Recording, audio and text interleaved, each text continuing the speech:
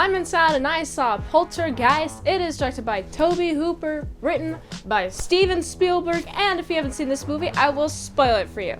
The movie starts and we're following a nuclear family. I would expect them to blow up. Get it? Cause nuclear? Haha, funny joke, ba-dum-ching.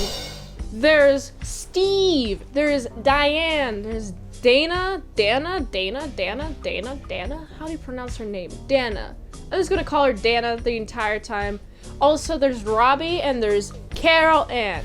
These are the people in the family in which we are following. We're following these people. They got a pretty stressful life. We got Steve. He's this big old real estate guy. He's got all the money. He's got the coolest house. And also he's got the family just at a table. And also I should mention that at this table, I'm thinking of a particular scene where Diane is, it seems she's stressed. It seems like she's heavily stressed. She's picking up the phone, she's on the phone, while we have Robbie and Carol Ann are throwing food at each other. I'm like, stop! Aha! Why do you gotta throw food at each other? How did this just get suddenly more white? Is there a ghost nearby? Following this family, we have the father is in a chair, sleeping. Also, there's this dog just eating. And I'm like, okay, you guys got a really badly trained dog. You guys let the dog eat human food? Personally, I mean, I've had many dogs, and I've never let the dogs eat human food because it's annoying and it's my food and I bought it for me. If you want to eat food, eat the food that I bought for you, dog. You have a specific food for you to eat. You'll never get my leftovers. You'll never see me giving a dog leftovers from a table because I understand it creates bad habits for a dog and the dog can just sit there looking at you while you eat, and that's the most annoying thing possible. Ugh, I hate it. That's my mini dog rant. There's this weird staticky thing going on with the TV, and Carol Ann is talking to it, and she's screaming at it, I can't hear you! Say something, I can't hear you! And she's waking up the entire house, and it's really weird and spooky. I'm like, maybe we should change it to a different channel. Let's make sure to never have that channel on again where there's a weird staticky sound happening. Also, I love the way the tension builds in this movie. We have an establishing of what the status quo is within their family. It's nice, wholesome, chill. I'm like, oh man, I would feel really bad if something happened to this movie. This movie is called Poltergeist. There's a poltergeist gonna come. And at the beginning, it's just so quaint. I'm like, oh man, when is the poltergeist gonna come? And then I think, oh, is the TV thing the poltergeist? I have no experience with poltergeist whatsoever, so I wasn't expecting anything out of this movie. But the staticky TV, I'm like, that's weird. And something's talking to Carol Ann. It's a little bit weird. Also, it's storming. Robbie is scared of storms, very scared. I've never been scared of a lightning storm personally. I don't know why I never got scared of it, but I just never did. I always thought it was cool. But Robbie here is scared. Expert Steve dad mode. Steve is a great father. He goes to Robbie, hey, count from when you see the lightning and count when you see, or I guess hear the thunder. If it's going up in number, then it's going further away. And this helps Robbie. I'm like, oh, that's so sweet.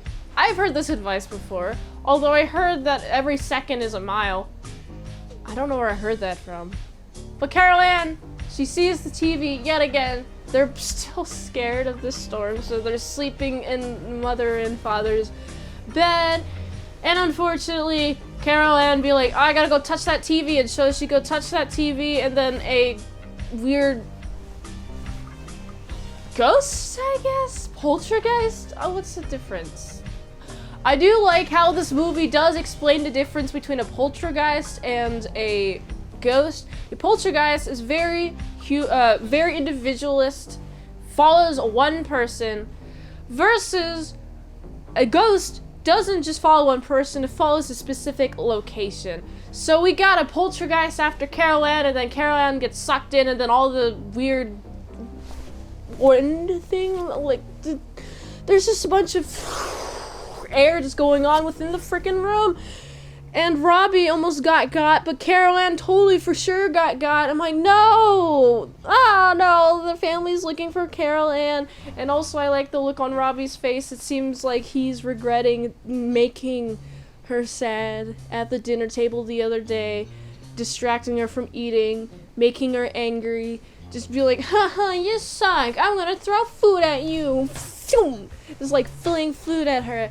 I just see the emotion in this kid's face. I'm like, oh, this is so devastating, man. Of course, they gotta get somebody who specializes in Poltergeist, and they gotta get somebody to come in and figure out what the heck's going on. I do like the dog is barking whenever there's a ghost. It just uncontrollably barks, and that's how I know where the ghost be at, though.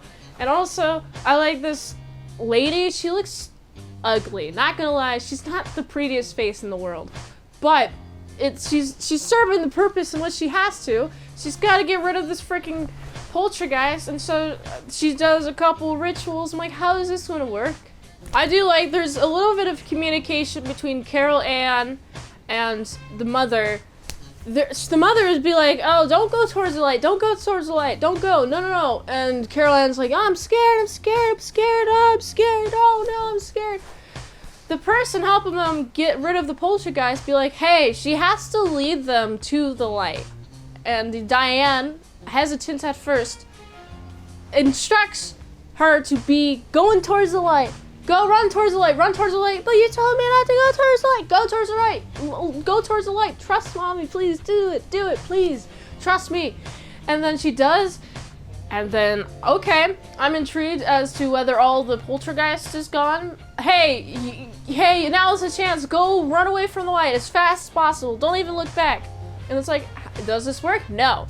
It does. It's seemingly that it does work, but no. Actually, Diane has to go in and physically grab her from this poltergeist realm, and I'm like, wow, so stunning, so brave. Very, very brave. I wouldn't have done it personally. I would have been like, there goes Carol Ann. I'm sorry. It's been 5 years. Maybe I can make another baby. Hopefully all of my eggs haven't dried up yet. So maybe I could just leave her there. She's gone. She's to the poltergeist, but I'm also shouldn't be a mother.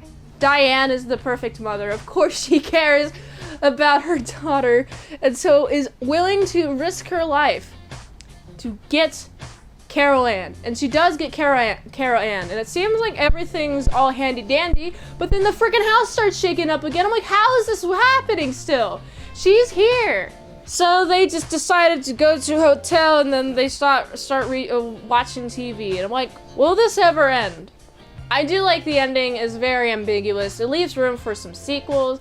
I overall thought that was a very thrilling movie. I liked the tension built a lot. It was very good. I liked the acting. Oh my goodness, I was so convinced that they were scared for their life. I was convinced they were super scared, and I love it. This is a great movie. I can see why people love this movie so much, why it spun off an entire franchise. Very good movie. I enjoy the tension building. There weren't like a ton of jump scares. There were a ton of jump scares, I'd say. There's a lot of tension, and then, ooh, we're gonna get you. And then it's like, oh no, not the spinning room, the room where everything's spinning. Oh no, not that room. Don't open that door. And then opening that door, and it's like a terrifying sound with like a whole breeze going through. I'm like, geez, time to leave this house.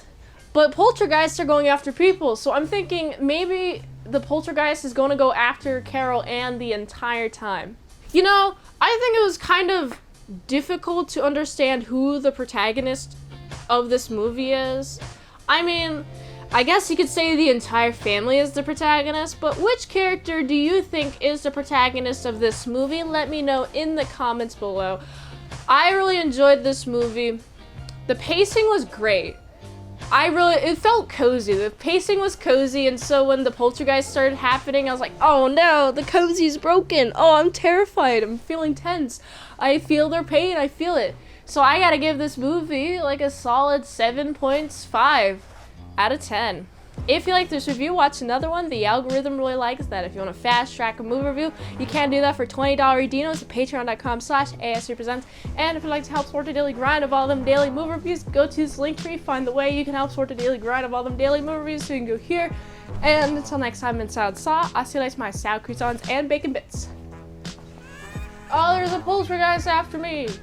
I got my own poltergeist. How did that happen? I gotta go run. Bye-bye, y'all.